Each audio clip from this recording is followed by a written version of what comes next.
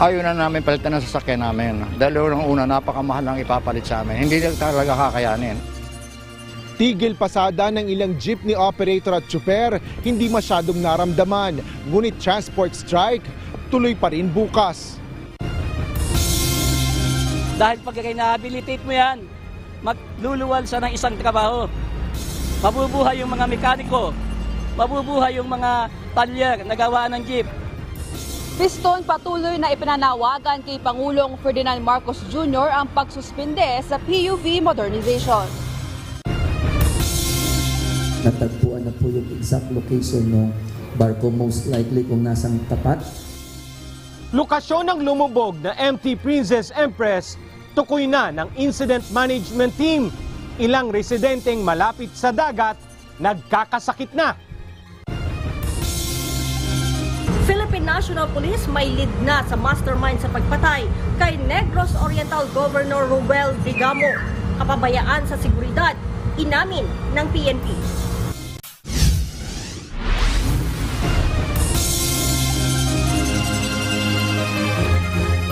Magandang hapon, Pilipinas at sa buong mundo. Una sa ating mga balita.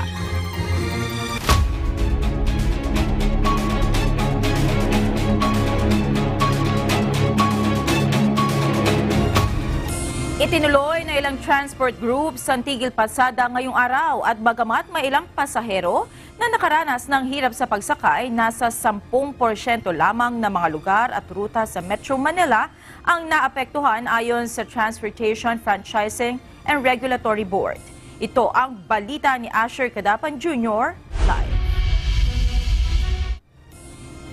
Asher, gaano karami ang mga lumahok sa kilos protesta ngayong araw?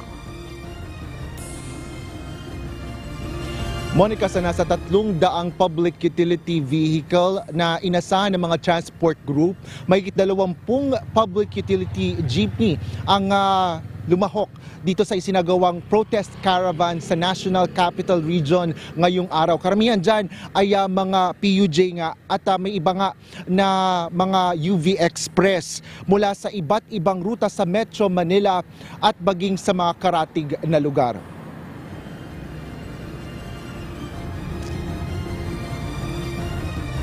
Talagang hirap na hirap, araw-araw, stress, iniisip.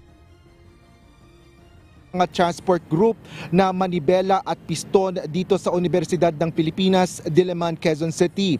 Nais nila na ihayag ang kanilang hinaing sa pagpapatupad ng Public Utility Vehicle Modernization Program ng pamahalaan. Ito ay matapos manindigan ang Department of Transportation sa itinakdang December 31 deadline ng franchise consolidation ng mga tradisyonal na jeep at UV Express. Sa kabila ito ng apela ng ilang transport group na ibasura na ang pagtatakda ng deadline sa franchise consolidation sa ilalim ng naturang programa. Paliwanag ni Manibela President Marval Buena, hindi sila sang-ayon sa nakatakdang pagpapatigil sa pamamasada ng mga tradisyonal na jeep, lalo pa ang mga maayos pa ang makina at kabuuan ng sasakyan. Bukod dito, mabigat sa mga PUV operator at driver ang proseso ng modernisasyon dahil sa laki ng mga gastusing kaakibat nito. Talagang hirap na hirap, araw-araw, stress, iniisip kung ito bang mga deadlines na to. Lalo na po yung napakaigsing deadline, ganitong araw wala na kami. Tapos dinugtungan mo ng mas mahaba na naman yung trauma na ibibigay mo sa amin. Kasi yung mga provisions doon, ay hirap din kaming makakomply, hirap din yung mga kasamahan naming mag-comply. Paliwanag ng PUJ operator na si Rodolfo Suni, tutol sila sa jeepney phase-out dahil ligtas naman anyang nakapaghahatid ang mga ito ng mga pasahero. Hindi rin anya pabor ang kanilang hanay sa proseso ng PUV modernization. Ayaw na namin palitan ng sasakyan namin. Dahil una, napakamahal ang ipapalit sa amin. Hindi talaga kakayanin. Pag hindi namin nakayanan yan, ibabalik uli sa co-op yan kasi hindi mabayaran sa bangko. Kamusta na kami, wala na kami. Kukunin ang prangkisa namin, ganun-ganun lang. Ayon pa sa Manibela, hanggat hindi dinidinig ng pamahalaan ang kanilang mga hinaing, ay tuloy ang 5 araw na protesta nila. Ganito pa rin po, pero wala ng programa, tigil pasada na lang po talaga. Matapos ang maigsing programa sa UP, dumaan muna mga ito sa Philcoa at saka tumulak sa tanggapan ng LTFRB bago magtungo sa Mendiola. Bunsod ng Tigil Pasada, naapektuhan ng malaking bahagi ng mga PUV operation sa ilang lugar sa Metro Manila sa taya ni Piston President Modi Floranda. Pag tinignan po natin sa ngayong oras pa lamang, almost nasa 80% po yung sa buong National Capital Region at iba't iba pa yung sa mga region. Pinabulaanan naman ito ni LTFRB Technical Division Chief Joel Bolano at sinabing 7 ruta lang sa Metro Manila at ilan pa sa Region 4A ang naapektuhan ng transport strike sa bansa. As of 11 o'clock, kung sa Metro Manila NCR, we have only at least 10% po yung affected. May mga areas or routes na affected. But again, with the available rescue buses and libreng sakay, na-address po. In fact, wala ho kaming nakitang nag-build up talaga until now na mga passengers. Sa kabila nito, tiniyak ng LTFRB na handa sila sakaling magpatuloy pa ang transport strike sa mga PUV. Nagbabala naman si LTFRB Chairperson Assistant Secretary Teofilo Guadiz III na gagawin nila ang kaukulang aksyon laban sa mga nakilahok at makikilahok pa sa Tigil Pasada. May paraan po kami para malaman kung sino po yung mga jeepney na yon na sumama sa Tigil Pasada. And we will be filing the appropriate administrative charges po doon sa mga nag-abandona sa kanilang mga ruta at sumama dito sa Tigil Pasada.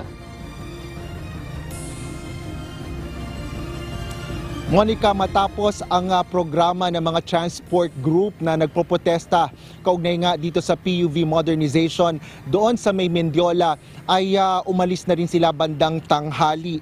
Ngayon ay nagsasagawa sila ng report back o huling pagpupulong ngayong araw pagkatapos nga ng isinagawang protest caravan dito naman sa area ng Katipunan Jeep Terminal. Yan muna ang latest. Balik sa iyo, Monica. Asher, lahat ba ng transport groups at operators na lumahok sa Tigil Pasada ngayong araw ay itutuloy ang hindi pagbiyahe bukas dahil may report na may isang grupo na itutuloy na ang pagbiyahe simula bukas, Tuesday. Monica, sa ngayon, ang mga nagkumpirma na mga grupo, partikular na pangunahi itong Piston at Manibela, ay sinabi nilang magtutuloy-tuloy ang kanilang pagtitigil pasada sa bukas at sa mga susunod na araw nga yung para makumpleto itong 5 araw na transport strike na kanilang sinasabi. At yun nga, mayroon nga ring mga balita sa kabila niyan na ilang bahagi naman, partikular na yung bahagi ng mga grupo ng Piston na magtutuloy naman sa kanilang pamamasada. Ngunit sinabi naman kanina ni Piston President Modi Floranda na ang sa kanyang paniniwala ay lahat ng kanilang mga hanay ay magpapatuloy sa Tigil Pasada hanggang bukas at sa mga susunod na araw. At Asher, meron din tayo mga narinig na may mga pumasada ngayong araw na nakaranas di umano ng harassment mula doon sa mga nagpoprotesta. Meron ka bang update tungkol dyan?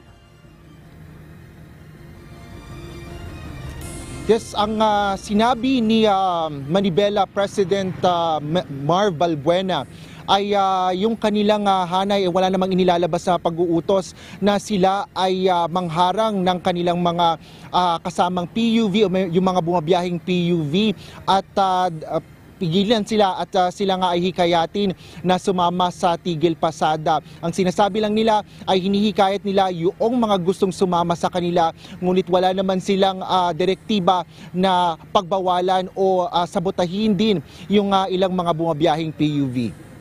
Monica. At Asher, sa iyong pagmamasid ngayong buong araw, kumusta ba ang naging experience ng mga pasahero? Sila ba talaga ay nahirapan? Lalong-lalo ngayon na rush hour na. Yes, Monica, dito sa may area ng Quezon City, malapit nga dito sa may Diliman, partikular na dito sa may Philcoa, kanina nag-iikot-ikot tayo at dahil nga sinabayan din natin itong protest caravan ng mga transport group, nakita naman natin wala tayong mga nakikita mga pasahero na nagtutumpuk-tumpukan o kumbaga nakikita natin na nasa stranded sila. May ilan naman din kasing mga kagaya nga ng sinabi ng LTFRB na mga ahensya at mga LGU na may mga libreng sakay na pinaubaya at mayroon namang nag-iikot-ikot kung hindi man palagi, lalo pa pag rush hour noong umaga ay may mga nag-iikot-ikot na mga libreng sakay na mga bus at iba pang mga sasakyan mula nga sa iba't ibang mga sektor. Monica. Maraming salamat, Asher Cadapan Jr., live na nag-uulat mula sa Quezon City.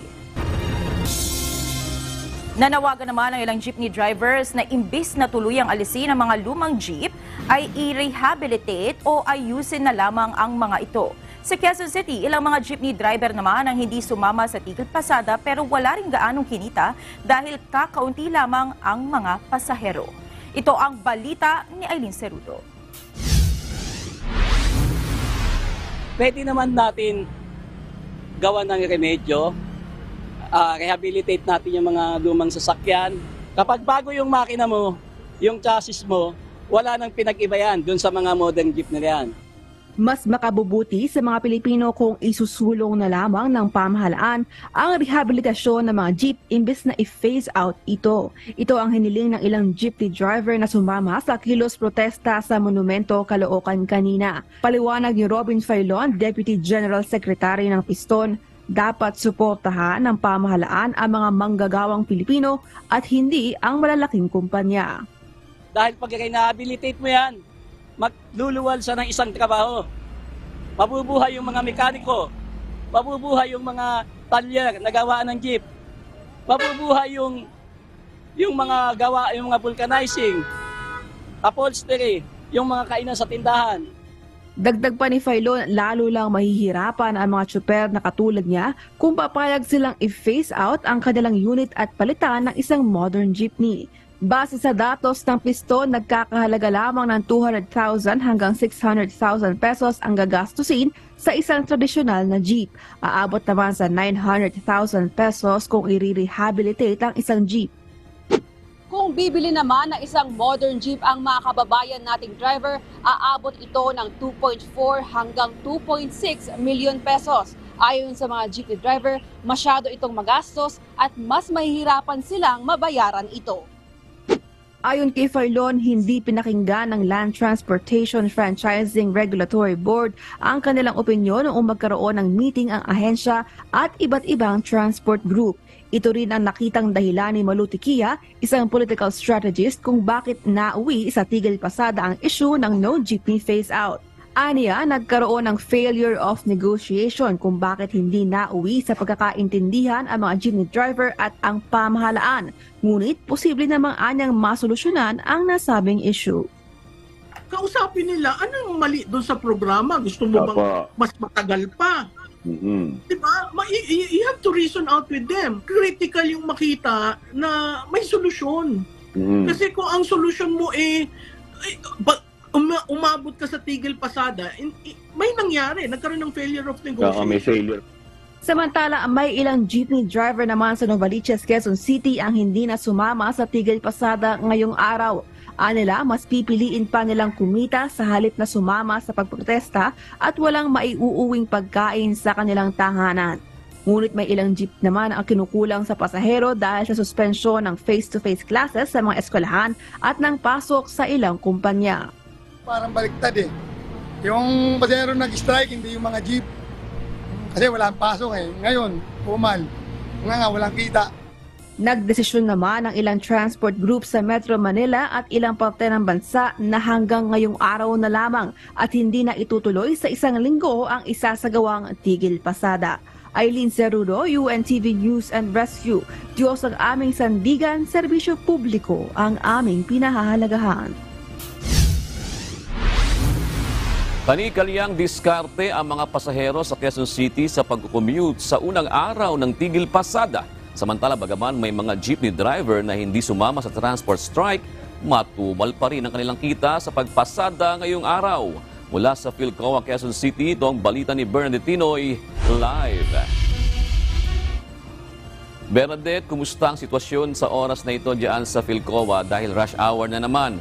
Pahirapan pa rin ba ang pagsakay? Doon nakatulong ang pagkansela ng klase sa mga paaralan sa unang araw ng tigil pasada upang mabawasan ang commuter ngayong araw. Naging handa rin ang lokal na government ng Quezon City upang alalayan ng mga mahihirapang makasakay sa pampublikong transportasyon sa pamamagitan ng bigong sakay. Sa lahat po ng mga pasahero po, lalo na't Cubao Arayan, sakay na. Gumising ng mas maaga, nakipagkarera at nakipag-unahan, nakipagbalyahan, nakipagsiksikan at sumabit na lamang sa estribo ng jeep. Karaniwan ang gantong sitwasyon ng mga pasahero sa kahabaan ng Commonwealth Avenue sa Quezon City tuwing rush hour ng Lunes ng umaga. Subalit mas matindi ang hamon sa mga commuter ngayong araw dahil sa tigil pasada ng ilang transport groups. Kaya naman doble rin ang ginawang diskarte ng mga pasahero upang makasakay sa public utility vehicle. May gagawin lang naman kami sa Libis. So ayun nga, may strike kaya kailangan naming maaga. Ang gagawin ko, doon muna ako titira sa nanay ko, 1 linggo, para di ako mahirapan mag-commute. Unang-una sa lahat, mapapamahal kami sa pamasahe. Dadagdag ang expenses namin. Subalit ang ilang kababayang hindi na natiis ang maghintay ng matagal upang makasakay, nagdesisyong mag-work from home kaysa tuluyang hindi makapasok sa trabaho. Nag-try ako na sumakay ng jeep para pumasok sa work. Kung meron mang dumadaang bus, sobrang puno and hindi rin siya dadaan sa work ko. Kaya napagdesisyonan ko na lang na umuwi sa bahay at magpaalam na mag-work from home dahil sayang din naman kung a-absent ako or malilate. Samantala, bagaman may ilang jeepney drivers na hindi sumama sa ikinasang transport strike, mahina pa rin ang kanilang kita. Ito ay dahil mas kakaunti ang mga pasahero ngayong araw dahil sa mga sinuspending klase sa paaralan. Hindi po kasi kami pwedeng sumali dyan kasi kooperatiba po kami. Wala rin po pasahero kasi tagal ko rin po sa pila Sa ngayon, June, rush hour na dito sa Commonwealth Avenue, kaya siksikan na rin ang mga sasakyan. Karamihan din sa mga bumabiyahe ay mga bus at UV Express. At yan ang muna ang latest mula dito sa Philcoa, Palisay June. Bernadette, di ba nag-deploy ang Quezon City government ng mga bus para sa libreng sakay po nila, no? Bernadette, gaano ba karami ito at bukas ba tuloy-tuloy pa rin ito? Magbabawas ba o magdadagdag? Yes, June. Wala tayong eksaktong bilang ng dineploy na libreng sakay dito sa Quezon City. Ngunit base sa website ng Quezon City Government, meron silang inilabas na 8 ruta. Ito ay ang Quezon City Hall to Cubao, Quezon City Hall to Ditex, Quezon City Hall to General Luis, to Mindanao Avenue, Gilmore, C5 at Muñoz. Meron din dun sa may Welcome Rotonda to Aurora, Katipunan. Ngayon, para sa schedule dun ng mga libreng sakay, mariing makita lang ito sa Facebook page ng Quezon City Government o link sa website ko. Alright, maraming salamat, Bernadette Tinoy. Samantala, ibabalik na bukas ng Metropolitan Manila Development Authority o MMDA ang implementasyon ng number coding scheme kahit pa nagpapatuloy pa rin ang tigil pasada na sinasagawa ng ilang transport groups. Gayunman, mananatili pa rin naka-standby ang lahat ng mga bus, truck at iba pang sasakyan ng gobyerno upang maghatid ng libreng sakay sa mga pasaherong maapektuhan ng transport strike. Mula sa Makati City, ito ang balita ni JP Nunez live. JP, bakit nagdesisyon ang MMDA na bawiin na ang suspension ng number coding scheme kahit tuloy pa rin itong tigil pasada? June, ayon nga sa Metropolitan Manila Development Authority o MMDA, nagpasya silang bawiin na yung suspensyon ng number coding scheme dahil nagdulot ito ng matinding traffic sa Metro Manila. Na yan din yung naging dahilan kaya merong mga naantala kanina na mga pampublikong sasakyan na pumasada pa rin sa kabila nga nung transport strike. Ayon sa datos ng MMDA, nasa 20% yung nadagdag sa traffic volume ngayong araw, bunsod nga ng suspensyon ng number coding scheme. Simula bukas, ibabalik na ng MMDA ang pagpapatupad ng number coding scheme upang mabawasan ang traffic volume sa Metro Manila. Ito'y kahit na itutuloy pa rin ng mga transport group ang isinasagawang tigil pasada kontra Public Utility Vehicle o PUV Modernization Program. Batay sa monitoring ng MMDA, may ilang public transportation ang naipit sa traffic kanina at hindi kaagad nakabalik sa mga ruta, kaya't natagalang makasakay ang ilang mga pasahero. Diyos sumikip po yung daloy ng traffic, yan din po yung dahilan siguro kung bakit medyo mabagal yung turnaround time ng ating mga pampublikong transportasyon. Kaya po ang pamunuan po ng MMDA ay nag-decide na hindi na po palawakin yung number coding scheme suspension. Ang atin pong coding ay meron na uli po bukas. Mula pa kaninang umaga, mahigpit na binantayan ng MMDA sa kanilang command center ang epekto ng tigil pasada sa buong Metro Manila. At base sa kanilang assessment, wala namang biyahe ang masyadong naparalisa dahil sa transport strike. Sa tala ng MMDA, nasa 88 lamang sa mahigit 1,600 na mga sasakyan mula sa mga lokal na pamahalaan at government agencies o nasa 5% lamang ang na-deploy kanina para sa libreng sakay. At kahit pa lifted na ang suspension ng number coding, tiniyak naman ng MMDA na mananatiling naka-standby ang mga sasakyan ng gobyerno hanggat mayroon pang transport strike. Kung palalawigin nila ng 1 linggo talaga itong protesta, nakahanda naman po yung pamahalaan na tumugon sa pangangailangan ng ating commuters at kami po ay magpapatuloy na magbigay ng libreng sakay. Kanina, nakatanggap ang MMDA ng mga ulat kung saan mayroon umanong mga rallyista ang nanghaharang para kumbinsihin ang iba pang jeepney driver na sumama sa protesta. Mayroon ding natanggap na report ang Quezon City o sa Quezon City na may mga naglalagay ng pako sa kalsada para butasin umano ang mga gulong ng mga jeep na bumabiyahe. Pero ayon sa National Capital Region Police, sa kabila ng mga insidenteng ito, wala namang napaulat na nasaktan sa mga jeepney driver o sa mga pasahero. Wala rin anilang nangyaring pag-aresto sa mga nagsagawa ng rally. Ay kinukumbinsi rin nila pero wala namang injuries or mga harm na nangyari, no?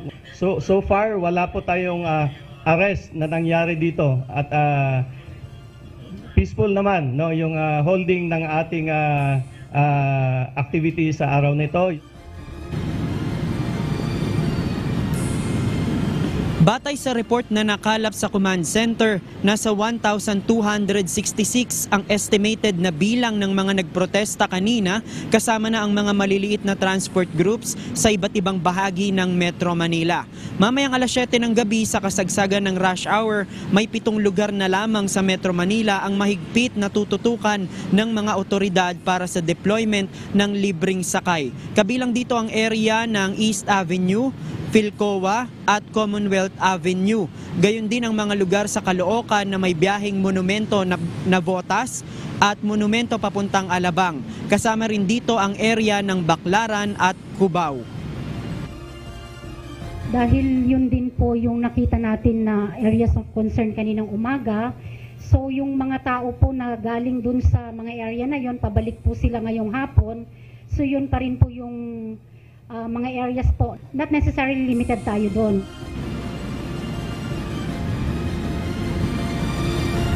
June, samantala umapila naman ang Department of Transportation dun sa mga transport group na nagsagawa ng tigil pasada na kung maaari ay wag na nilang i-extend yung araw ng pagsasagawa ng tigil pasada dahil nga ang kawawa dito nila ay yung mga pasahero. Ayon kay Department of Transportation Undersecretary for Road Sector Mark Steven Pastor, nakahanda naman o bukas naman ang opisina ni Transportation Secretary Jaime Bautista para dun sa pakikipagdialogo maging ang LTFRB para pag-usapan nga itong kanilang hinaing sa pagpapatupad ng Public Utility Vehicle Modernization Program. Yan muna ang ating latest live mula dito sa Makati City. Balik sa iyo, June. JP, doon sa report mo, meron tinatawag silang areas of concern. May 7 doon na lugar na doon sila pagtutuunan nila ng pansin mamaya. Bukas ba, JP, may plano ba ang MMDA na dagdagan ng libreng sakay doon sa mga areas of concern na yun at bawasan naman doon sa mga hindi apektado ng transport strike? June, ayon kay MMDA Acting Chairman Romando Artes, yung bilang ng mga nakatalaga para dun sa libreng sakay ay mananatili pa rin bukas. Pero ang inaasahan nila, hindi naman na magiging ganun kalaki yung epekto ng gagawing transport strike. Dahil nga ngayong araw ay naihayag na nung mga nagprotesta yung kanilang hinaing. Pero rest assured nila na yung gobyerno o ang MMDA pati yung mga LGU sa Metro Manila ay nakahanda pa rin dun sa kanilang magiging tugon kung sakali mang kakailanganin pa rin yung libreng sakay. Pero dun nga sa kanilang bilang, June, ngayong araw lang din maliit yung porsyento na nagamit na deployment dun sa libreng sakay. Mula dun sa mahigit 1,600, 5% lang o nasa 88 lamang na mga sasakyan yung nagamit na libreng sakay para nga dito sa para maghatid ng mga pasahero na naipit kanina dahil sa tigil pasada. June? Alright, maraming salamat, JP Nunez.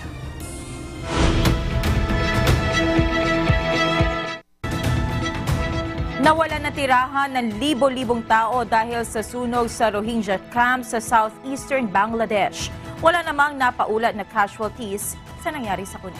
Ito ang balita ni Til De Castro.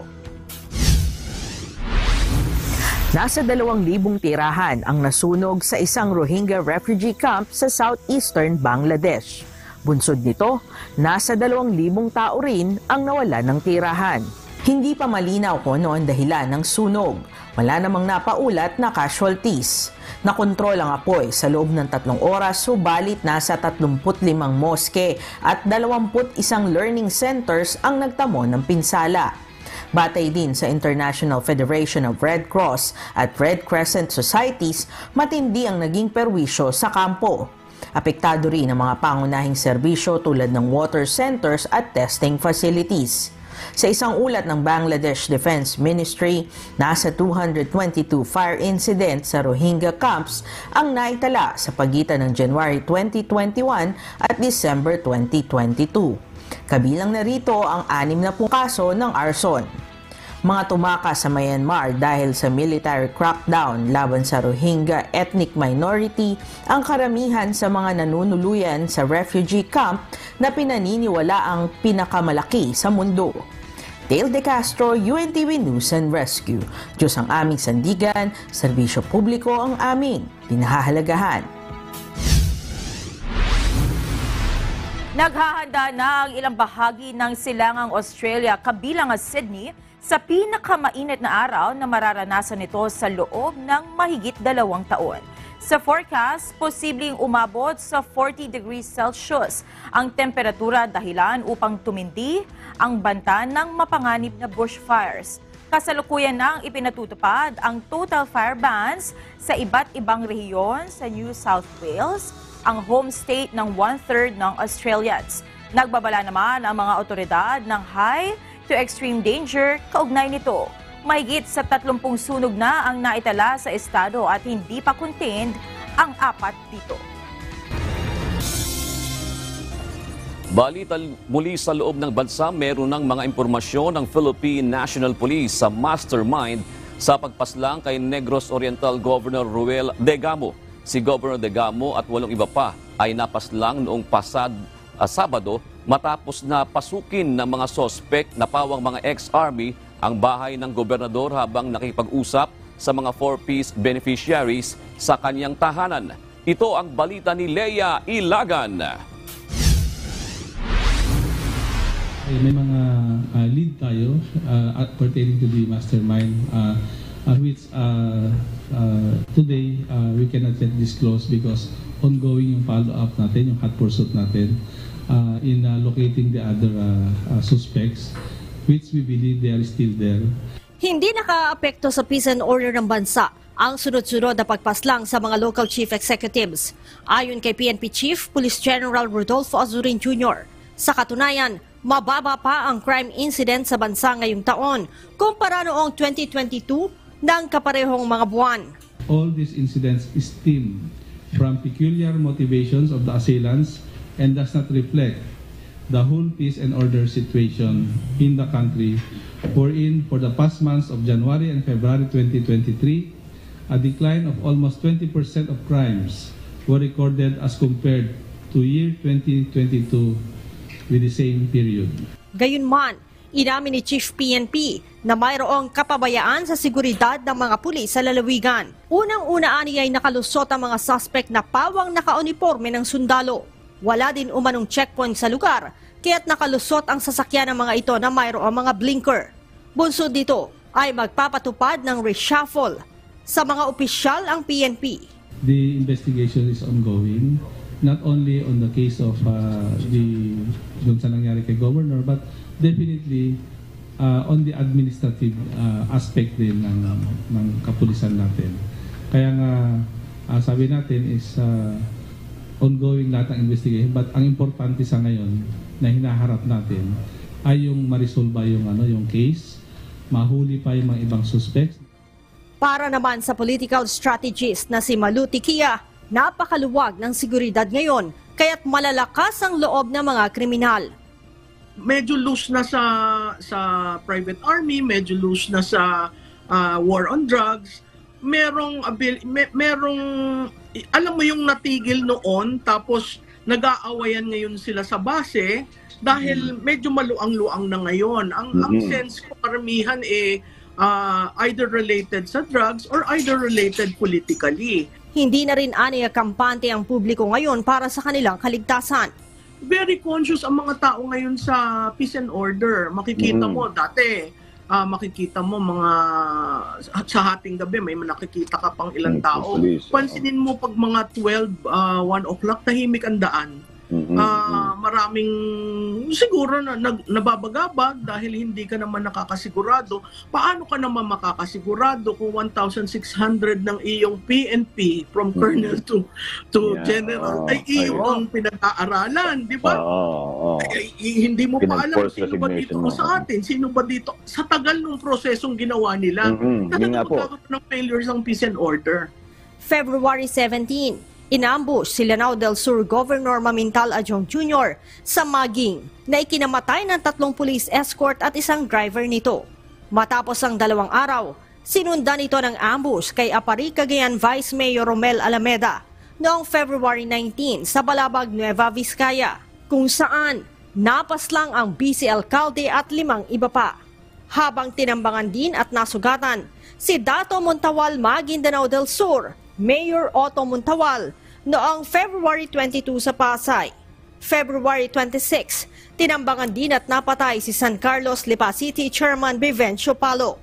At noong Sabado lamang March 4, pinasok sa kanyang tahanan si Negros Oriental Governor Ruel Digamo ng mga suspect na pawang mga ex-army.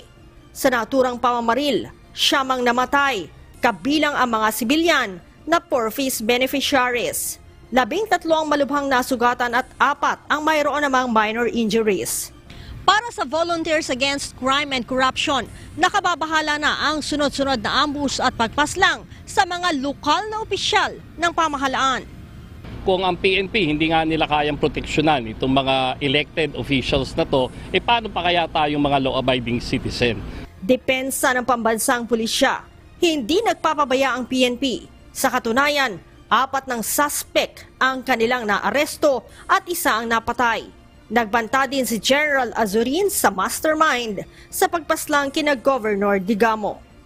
Definitely, these things must stop. Sabi nga natin is kahit sino pa siya, for as long as the evidences would lead to him, we will pursue the case till the end. So, yan yung stand ng liderato ng PNP. Leia Ilagan, UNTV, News and Rescue. Diyos ang aming sandigan, serbisyo publiko ang aming pinahahalagahan.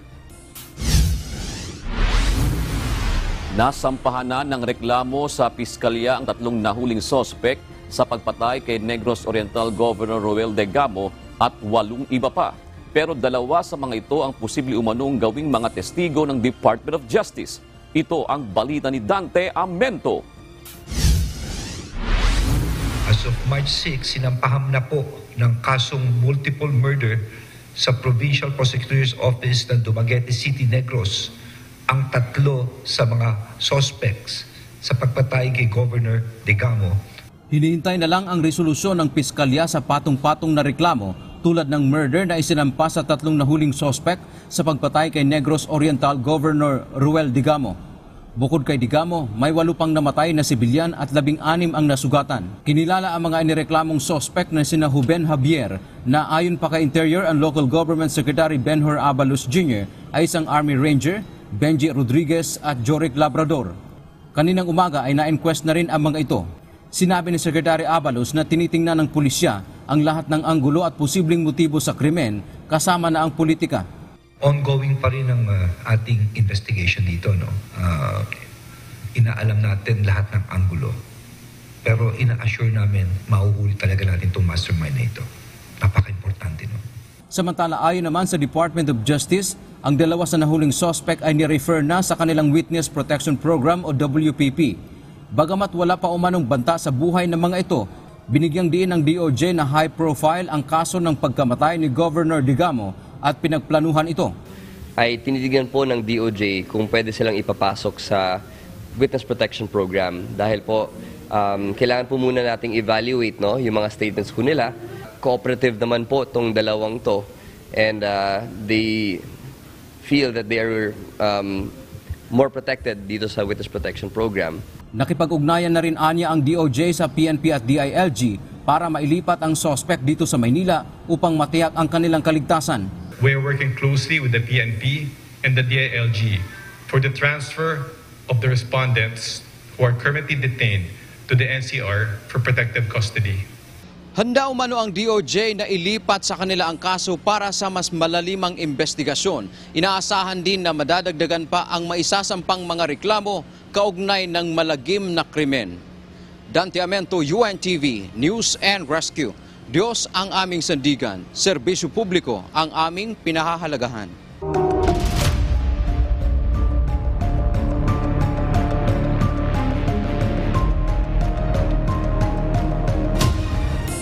Natukoy na ng mga otoridad ang lokasyon ng kinaroroonan ng lumubog na MT Princess Empress. Ilang residente naman ang naiulat na nagkakasakit na sa mga lugar na apektado ng oil spill. Samantalang gumamit naman ang UNTV ng underwater drone. Ito ang balita ni Alan Manansala, live. Alan, ngayong natuntun na ng IMT ang kinaroroonan ng barko. Ano ang susunod na gagawin ng mga otoridad?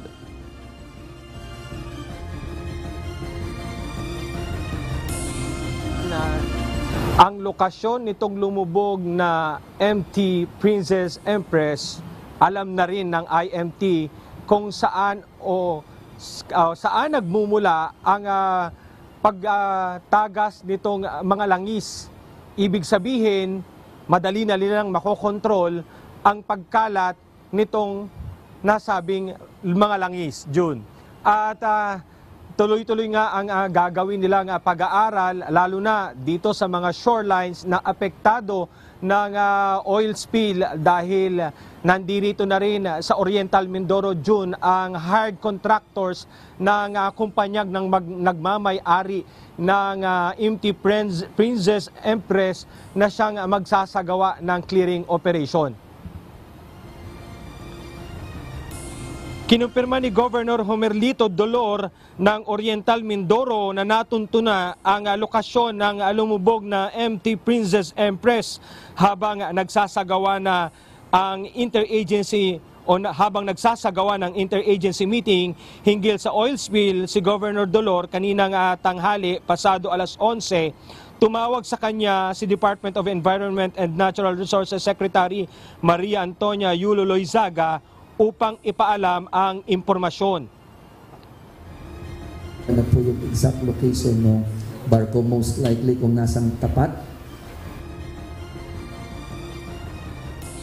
June, ayon sa ginawang mapping ng dalawang vessel na Maria na pinadala ni DSWD Secretary Rex Gatchalian, nasa 7.5 nautical miles ng Balingawan Point facing Pola, Oriental Mindoro ang lumubog na barko.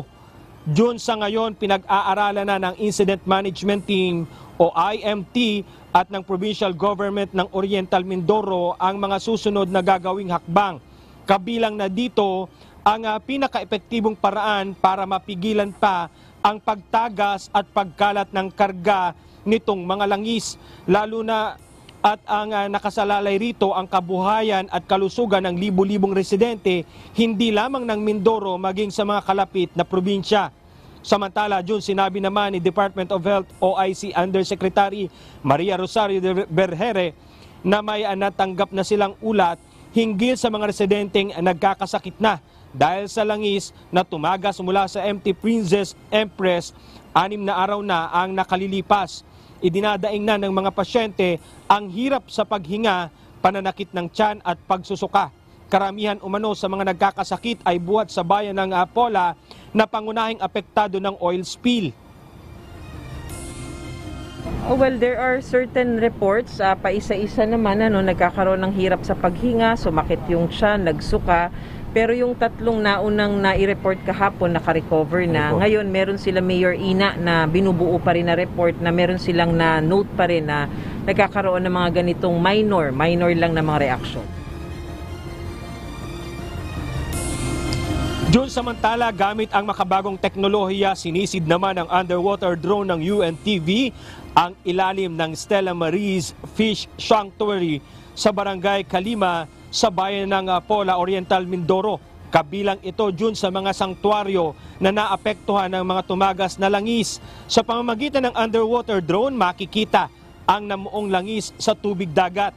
Gayunman, marami pa rin isdang makikitang lumalangoy sa ilalim nito. Palatandaan kung gaano kayaman sa isda at iba pang laman ng dagat ang Mindoro. Ang ipinag-aalala ng lokal na pamahalaan, June, kung tuluyang kakalat ang mga tumagas na langis at mapupunta sa bahaging ito ng karagatan. Posible umanong tuluyang masira ang sanktuaryo at maaaring maapektuhan ang mga residente na umaasa dito gaya na lamang ng mga mangingisda. June. Oo, nakikita natin yung epekto dyan sa Pola, Oriental Mindoro noong oil spill. Pagdating naman doon sa water supply, Alan, papaano tinutugunan ng pamahalaan dyan yung siyempre pinagbabawal muna na uminom doon sa mga pinagkukunan nila ng tubig? Papaano ito, Alan? June, kanina ay kinausap na ng provincial government ni Governor Bons Dolor ang Bureau of Fire Protection ng Oriental Mindoro na silang magsusupply ng malinis na tubig na magagamit na pangluto at panglinis o panghugas ng mga residenteng apektado nitong oil spill. Pero pagdating naman sa mga inuming tubig ay nagpuproduce na rin ang provincial government ng mga mineral water, June, para maipamigay sa mga apektadong residente. Nagdeklara na ba ng state of calamity yung iba pang mga bayan na naapektuhan ng oil spill, Alan? June, kanina inaabangan natin yung 8 munisipalidad na dapat sana na magdideklara ngayong hapon ng probinsya ng state of calamity. Kaya nga lang, June, mas nabigyan ng prioridad itong announcement ng pagkakatukoy ng kinalalagyan ng barko aabangan natin June sa mga darating na mga araw, bukas or sa Miyerkules, kung magdedeklara na ito pang 8 natitirang apektado ng oil spill. Maraming salamat, Alan Manansala, nag-uulat ng live mula sa Pola Oriental, Mindoro.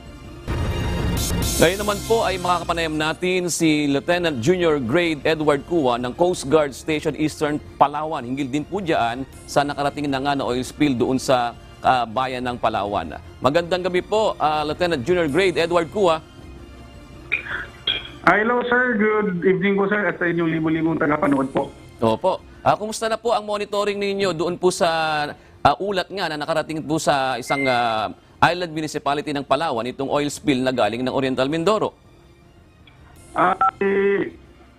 Yes sir, according sa mga tao natin doon sa Coast Guard Substation Algeciras at Coast Guard Substation Concepcion na under ng Municipality of Agutaya but under ng Administrative and Operational Control ng Station Eastern Palawan sir, merong minimal na mga presence ng oil slick doon sa nasabing barangay. Pero hindi po natin siya pwedeng masabi sir na traces ng oil spill from Mindoro, gawa na from Oriental Mindoro, gawa sir ng hindi pa po siya na-confirmatory test doon sa Marine Environmental Protection Command namin sa Manila. Ang ginawa natin sir is kumuha tayo ng sample para i-send po namin doon sa headquarters MEPCOM namin, sir. Ibig sabihin, for confirmatory test pa rin po itong sinasabi ng mga residente po diyan. Yes, sir. Yes po. So, meron pong projection po ang Department of Environment and Natural Resources, pati po yung mga isang ahensya ng pamahalaan, na maaaring pumunta sa Cuyo, Palawan, itong oil spill in a week time po. Paano niyo po pinaghahandaan ito, sir? Actually, sir, nung nabasa ho namin, sir, last Saturday, sir, yung MSI bulletin from UPMSI, sir, nagpa-inform ho tayo sa mga MDRRMO, sir, ng Agutaya, Cuyo at Magsaysay, sir. So, inalerto din ho natin yung mga substation natin, sir, na kung pwede nilang itap yung mga constituents ng mga kanya-kanyang AOR para mag-create, sir, ng mga improvised na absorbent booms. Ito yung sir na made of coconut husk, sawdust, at saka mga used clothes, sir. Actually, sir, nakapag-establish na ho tayo dito sa may Barangay Concepcion, sir, ng mga gamit na damit na ginawa nilang dinugtong-tugtong para sa improvised na absorbent booms. And as well as sa Barangay Manamok nasakop naman, sir, ng Cuyo, Palawan, nakapag-establish na ho tayo, sir.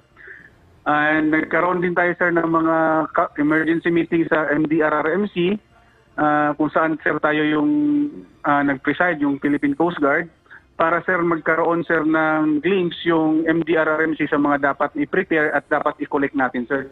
Opo. Base doon po sa tingin po ninyo, doon sa pagtaya nyo po dito, ilang bayan po ba ang maaaring maapektuhan nito para makapaghanda po kayo, sir?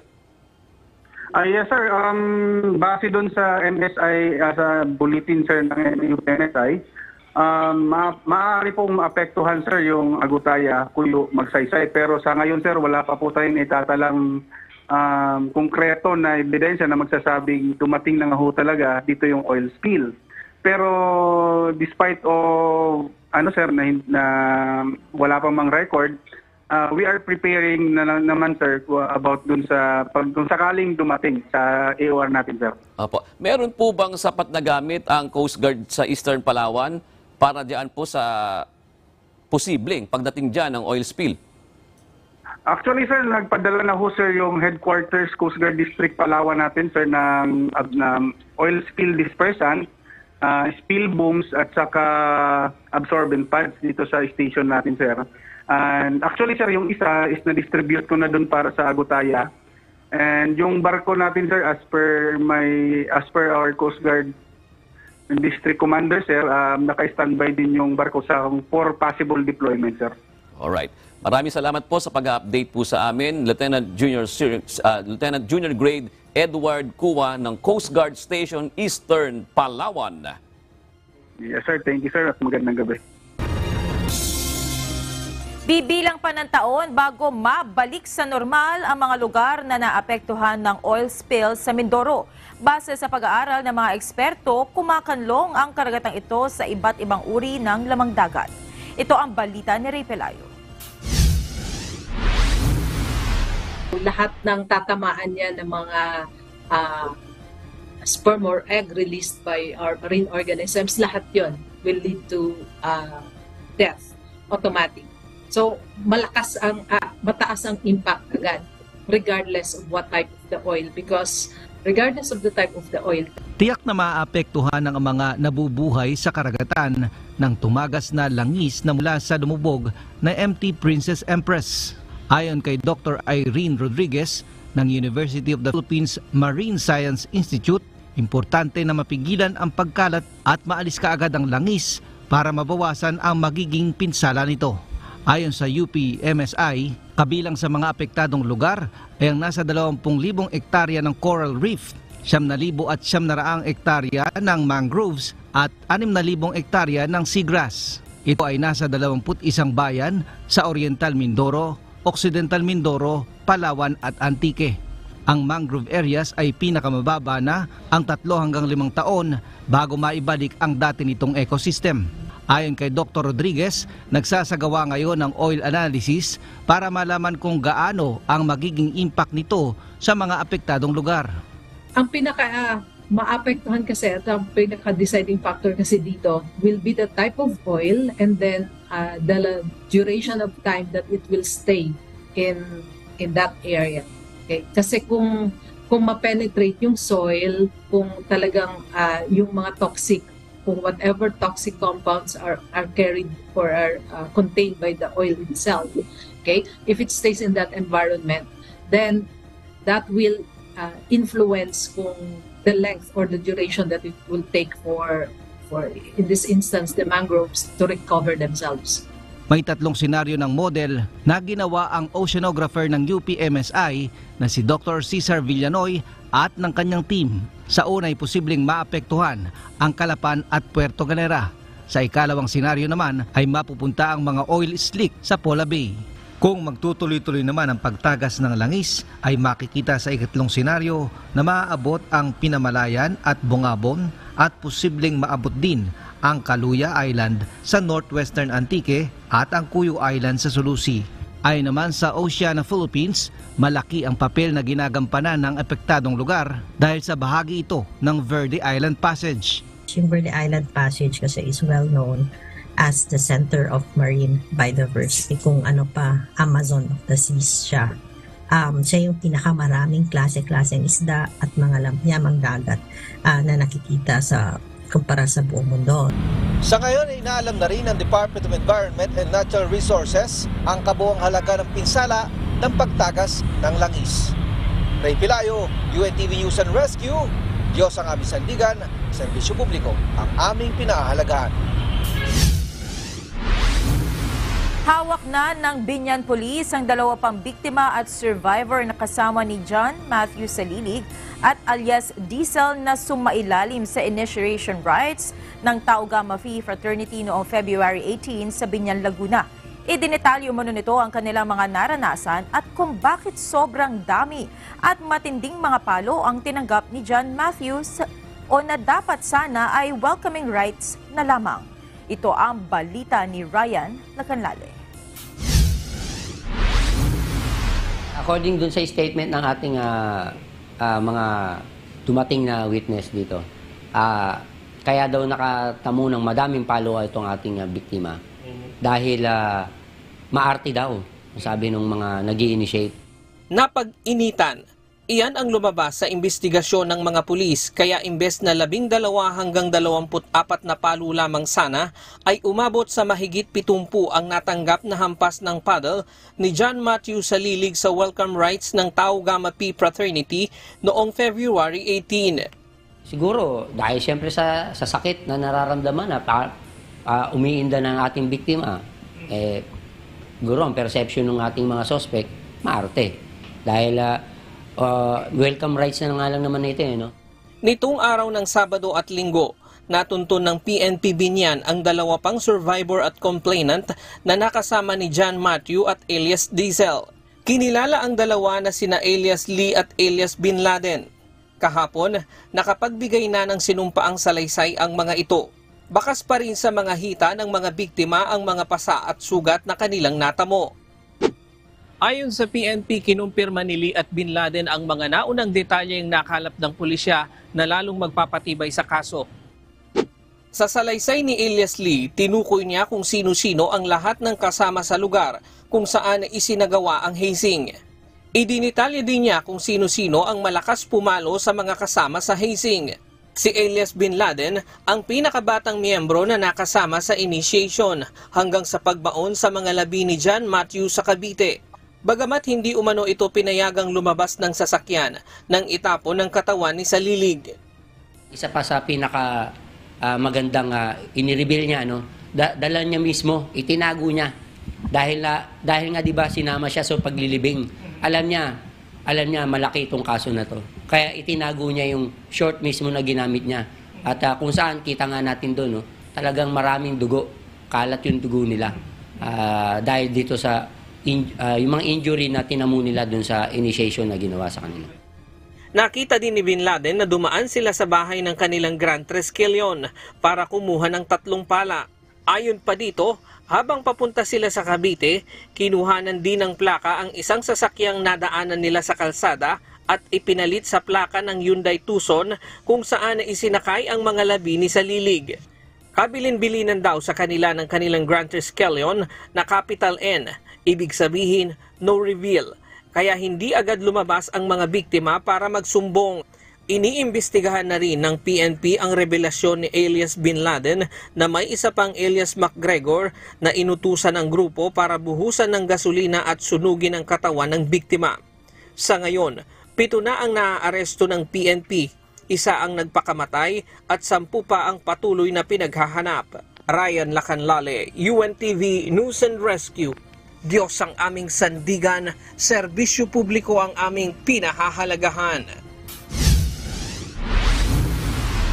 Nagbigay na ng direktiba si Pangulong Ferdinand Marcos Jr. sa pagbuwag ng mga armadong grupo at paglaganap ng loose firearms kasunod ng pagpaslang kay Negros Oriental Governor Roel Degamo.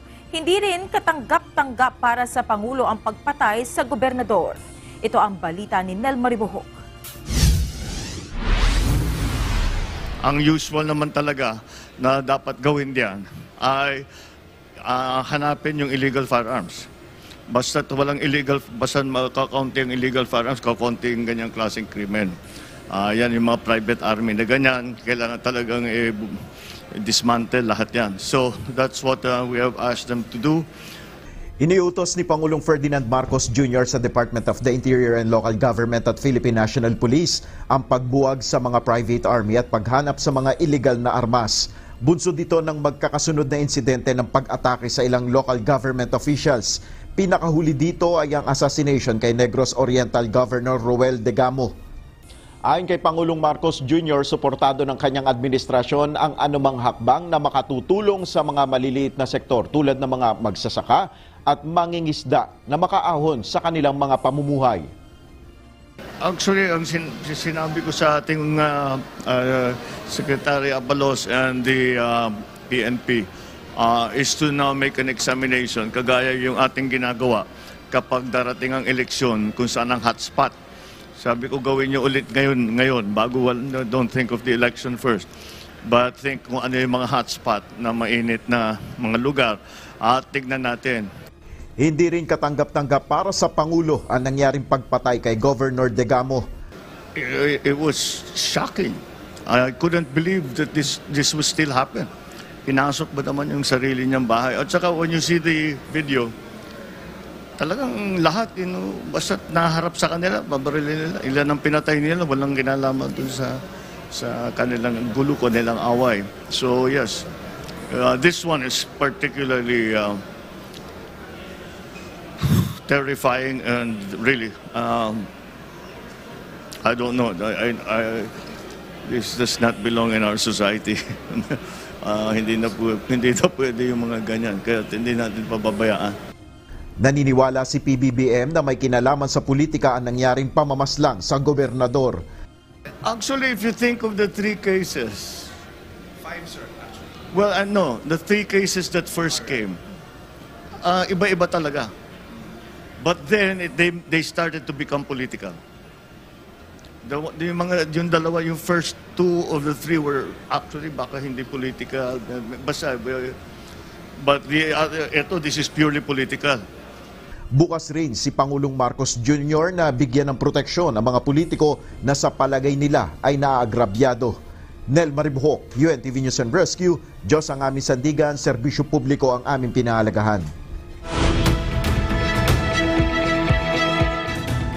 Iniimbitahan sina Prince Harry at Duchess of Sussex Meghan na dumalo sa coronation ni King Charles III. Ayon sa kampo ng mag-asawa, nakatanggap sila ng email kaugnay ng May 6, 2023 event, subalit hindi nila kinukumpirma kung dadalo o hindi ang mga ito. Tumanggi naman ang Buckingham Palace na magkomento kaugnay ng imbitasyon. Taong 2020 nang isinuko ng Sussexes ang kanilang gampanin bilang working members ng royal family. Sa ngayon, nakatira na ang mga ito sa Estados Unidos. Ilang alegasyon ang ibinato ng mag-asawa dahilan upang mabahiran ang public image ng British monarchy. Nagkasagupa ang mga demonstrador at tauhan ng pulisya sa Greek Parliament sa Athens, Greece. Sa gitna ito ng mga demonstrasyon laban sa pamahalaan kaugnay ng train crash. Ito ang balita ni Kat Dumaraos. Patuloy ang mga isinasagawang kilos protesta sa Greece kaugnay ng malagim na trahedyang head-on collision ng isang passenger train at freight carrier noong February 28. Pinakamalagim itong rail disaster sa bansa kung saan 57 tao ang nasawi at marami rin ang nasugatan. Nagkasagupa ang mga tauhan ng pulisya at demonstrador sa labas ng Greek Parliament sa Athens araw ng Linggo, March 5. Binato ng petrol bombs ng isang grupo ng mga relihista ang mga pulis at nagsunog ng rubbish bins. Rumisponde ang mga tauhan ng pulisya sa pamamagitan ng paggamit ng tear gas at stun grenades. Dahilan naman ito upang magsialis ang mga protesters sa Syntagma Square. Ayon sa pulisya, nasa 12,000 tao ang nagtipon-tipon sa harap ng Parliament upang ipanawagan ang pagpapanagot sa mga responsable sa nangyaring head-on collision malapit sa Larissa City. Hiling din ng mga ito ang mas mainam na safety standards sa rail network. Simula noong Miyerkules, March 1, nagsagawa ng rotating walkouts ang railway workers upang kondenahin ang cost-cutting at underinvestment sa rail infrastructure ng Greece. Kat Maraos, UNTV News and Rescue. Diyos ang aming sandigan, serbisyo publiko ang aming pinahahalagahan.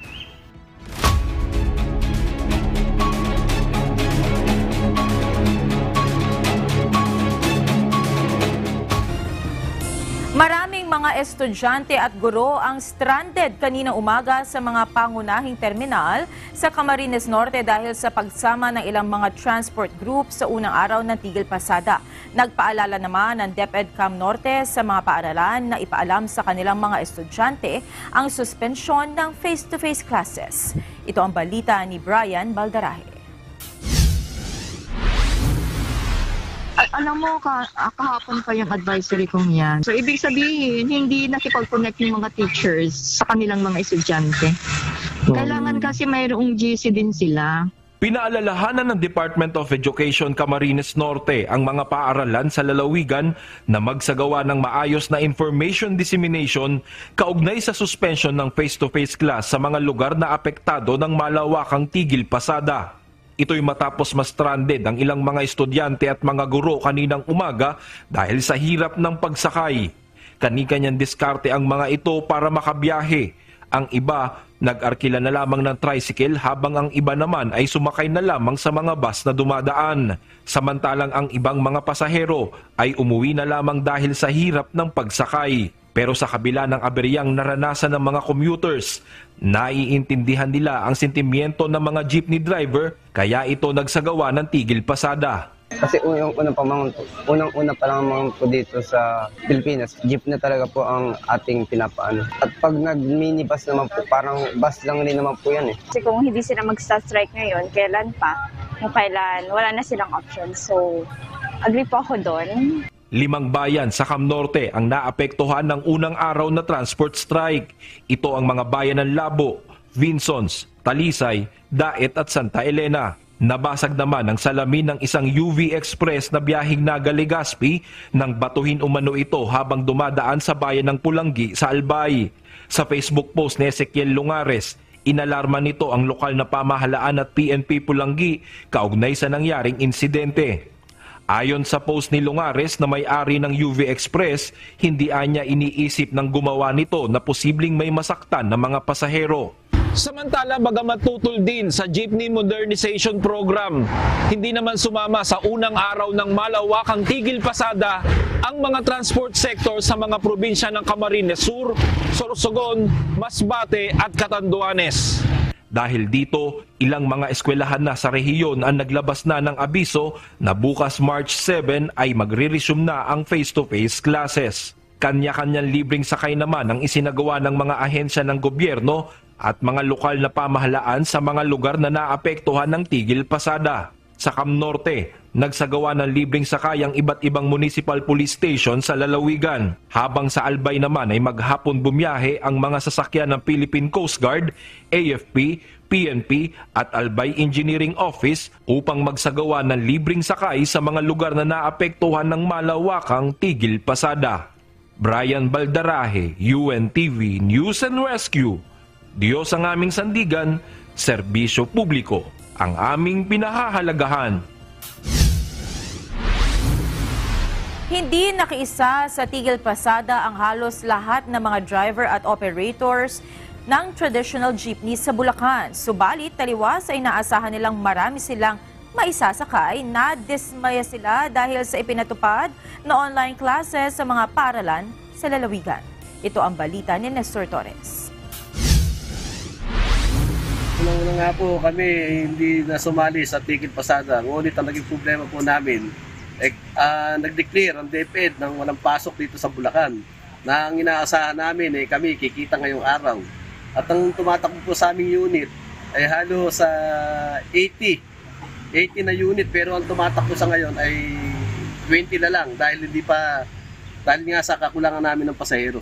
Tirik na ang araw, nakapila pa rin ang karamihang pampaserong jeepney sa terminal ng Samahan ng Pulilan, Plaridel, Malolos, Jeepney Operators Drivers Association o PPM JODA sa Plaridel, Bulacan. Ayon kay Frederick Santiago na presidente ng PPM JODA, mas pinili nilang pakinggan ang pakiusap sa kanila ng mga opisyal ng lokal na pamahalaan na huwag nang makiisa sa isang linggong tigil pasada. Subalit kung dati ay halos wala nang nakapila kapag rush hour sa terminal sa dami ng pasahero, ngayon swerte na raw kung makakabiyahe pa ang lahat ng 100 unit na kasapi nila sa asosasyon. Gaya na lang ni Mang Ronald Pangan, alas 4 ng madaling araw pa raw siya nakapila. Hindi po kami totally nakiisa sa tigil pasada. Ang problema lang ho namin, wala kami maisakay, alang pasahero. Kagaya namin, alas 4 pa kami ng madaling araw nandito, hindi pa kami nababiyahe. Kung dati ay nakaka-4 na biyahe daw sila sa isang araw, maswerte na kung makaisang biyahe sila ngayong maghapon dahil sa tumal ng pasahero. Kaya ang kanilang pakiusap, sana nila ibalik na ang face-to-face classes dahil marami nang bumabiyahing mga jeep. Sa abiso ng Bulacan Government, iminumungkahin ito na magsagawa na muna ng online class habang may banta pa ng tigil pasada. Ang isa sa pinakamalaking universidad sa lalawigan na Bulacan State University ay nagpatupad ng online class sa mga araw na sakop ng transport strike. Nestor Torres, UNTV News and Rescue. Diyos ang aming sandigan, serbisyo publiko ang aming pinahahalagahan. Sa kapapasok lamang po na balita, balik na sa face-to-face classes ang Bulacan State University simula bukas, March 7. Batay sa abiso ngayong hapon na ipinilabas ng universidad, kinakansela na ang naunang memorandum na inilabas ng BSU na nagpapatupad ng online class simula March 6 to 11 dahil sa transport strike. Ang desisyon ay inilabas kasunod ng inilabas na kalatas ng City Government ng Malolos at Bulacan Provincial Government na may sapat naman na masasakyan na pampublikong transportasyon.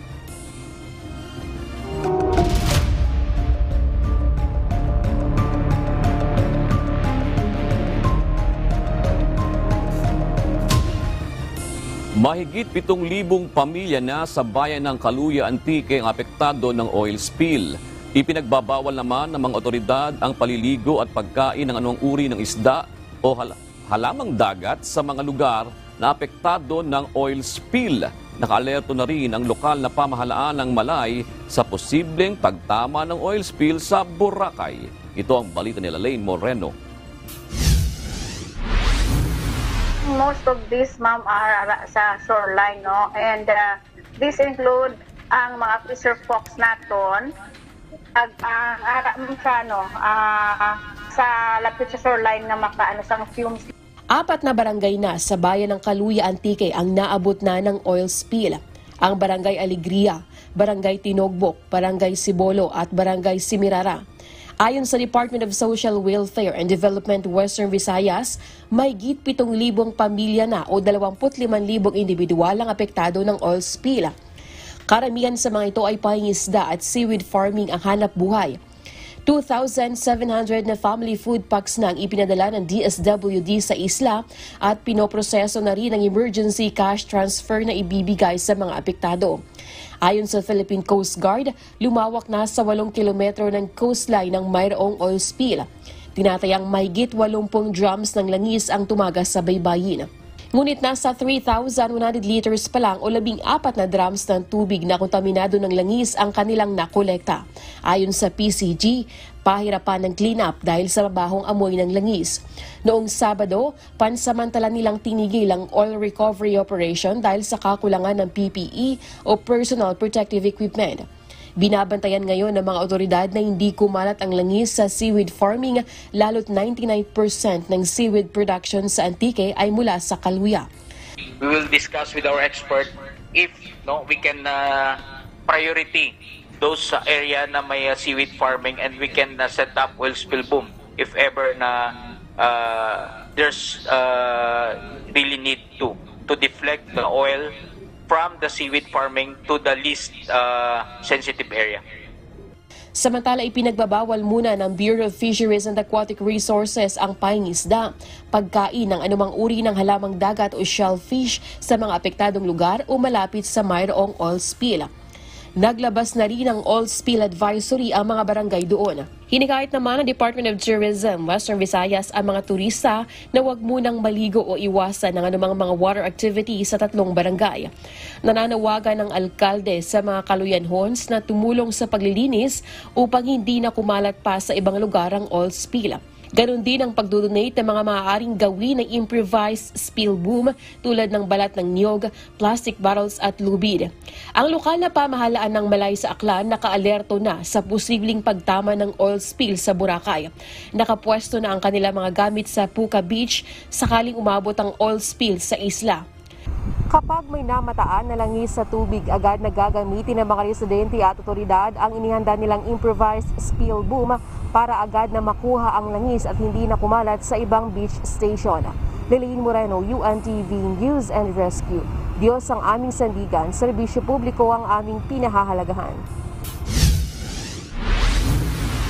Sa kapapasok lang na balita, nagdeklara na rin ng state of calamity ang bayan ng Caluya, Antique ngayong araw. Ito ay dahil sa epekto ng oil spill mula sa lumubog na MT Princess Empress sa Nauhan Oriental, Mindoro. Narito naman ang salita ng Diyos na ating sandigan mula sa aklat ng awit 145 at 16 na nagsasabi, "Iyong binubuksan ang iyong kamay at sinasapatan mo ang nasa ng bawat bagay na may buhay."